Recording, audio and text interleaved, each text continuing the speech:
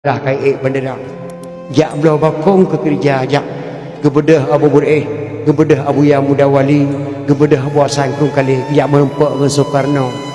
hoka kata Soekarno anak lo gata tamayah ngalung lo mana gata gata mentua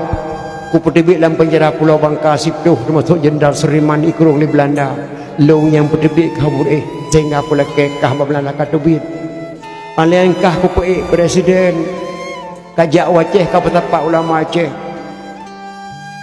kakun ba ulama Aceh saya belum sah menjadi presiden Republik Indonesia sebelum saya mendengarkan ikrar kata-kata ulama Aceh.